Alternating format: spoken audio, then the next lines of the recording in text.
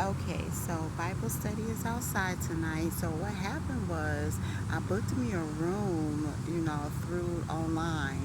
And when I get to the room, of course, it's the last little money that I had left, almost 80 bucks. When I get to the room, they tell me that you need a deposit, $50 deposit. Didn't know that, otherwise I would have never booked there.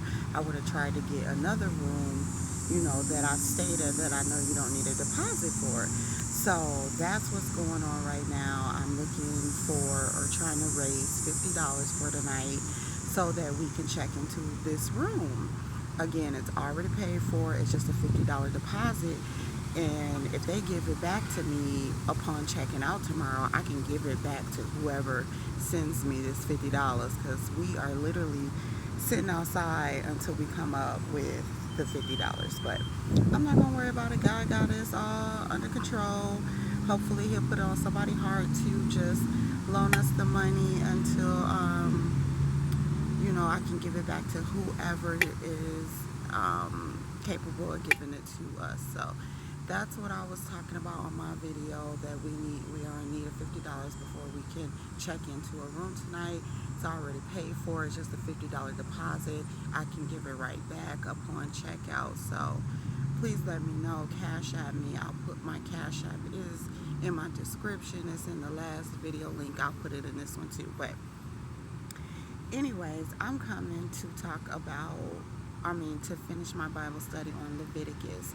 And of course, I was going to do it up in the room tonight, but since I don't know if I'm getting there tonight or not, I'm going to just go ahead and do it while I'm outside here. So, um, talking about where I left off at Leviticus chapter 8, I think, and it talks about how Moses consecrates Aaron and his sons as ministers. So basically, this chapter is talking about how he blesses and ordains, sanctifies Aaron and his sons to start the ministry work. So the chapter goes over all the process of what they needed to do in order to start ministering in the tabernacle before God, and the people. And so Leviticus chapter 9 talked about how Aaron did his offerings for atonement. So he basically gave offerings for himself and for the people, the children of Israel, to cover their sins and to give all those offerings that God requested that they give. So that's chapter 8 and chapter 9. Chapter 10 gets a little crazy. Chapter 10 talked about Aaron's sons and how they died because they did what the Lord did not command them to do. So basically, they made some kind of strange fire trying to give up their offerings or whatever, and God did not command them to do that.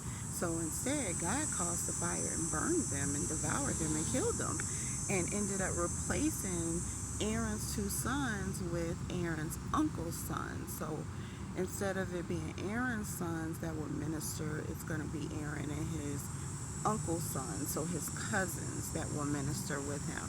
And so during this chapter, Moses and God, well, God gave Moses and Moses gave Aaron and his cousins, the priests, specific instructions, further instructions, as they settled into the ministry.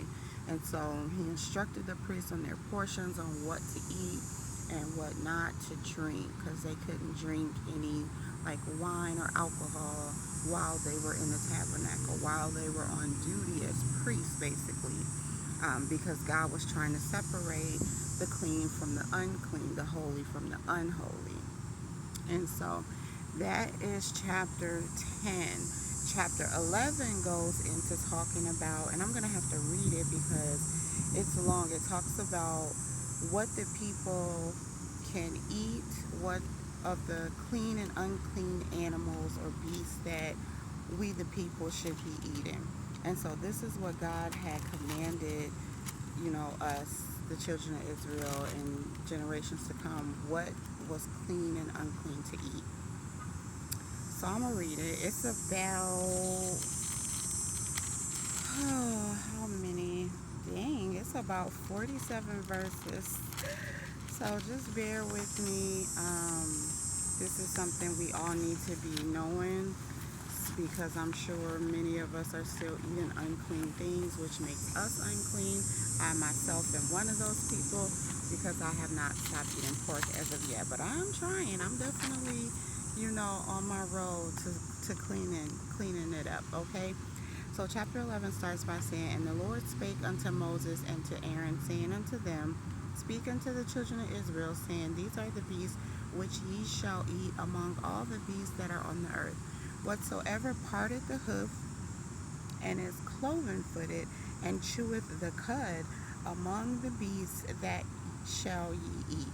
Nevertheless, these shall ye not eat of them that chew the cud, or of them that divide the hoof, as the camel, because he cheweth the cud, but divideth not the hoof. He is unclean to you. And the coney, I'm not sure what that is, but coney, because he cheweth the cud, but divideth not the hoof, he is unclean unto you. And the hare, which is a rabbit, because he cheweth the cud, but divideth not the hoof, he is unclean unto you. And the swine, we know that's pig, that's pork, though he divide the hoof and be cloven-footed, yet he cheweth not the cud, he is unclean to you. Of their flesh shall ye not eat, and their carcass shall ye not touch. They are unclean to you. These shall ye eat of all that are in the waters. Whatsoever hath fins and scales in the waters, in the seas, and in the rivers, them shall ye eat." I hope y'all can hear me. I hope that the wind is not too much. But again, I'm reading Leviticus chapter 11. So this video talks about chapter 8. I think I started chapter 8 through 11.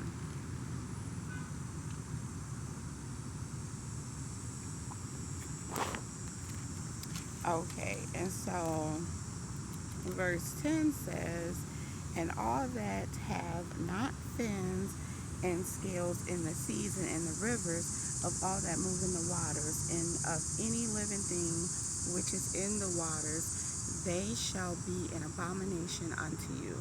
So basically, we can only eat the animals in the water that have fins and scales, so like fish. "They shall be an abomination unto you. Ye shall not eat of their flesh, but ye shall have their carcasses. In abomination. Whatsoever hath no fins nor scales in the water, that shall be an abomination unto you. And these are they which ye shall have an abomination among the fowls," so the birds. "They shall not be eaten. They are an abomination. The eagle and the ossifrage and the osprey," so I'm guessing those are birds, "and the vulture and the kite after his kind, every raven after his kind, and the owl and the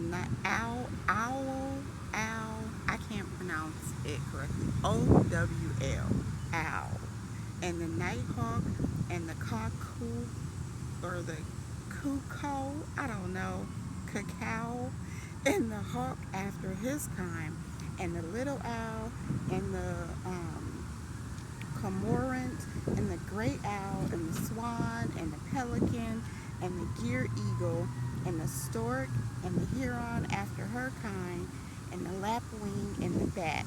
So those are all the unclean birds that we cannot eat. "All fowls that creep, going upon all four, shall be an abomination unto you. Yet these may ye eat of every flying creeping thing that goeth upon all four, which have legs above their feet to leap." Hold on, let's let this service vehicle go by. What is it? Really? There ain't even no fire. It went off. Yes, it's on. Hold on.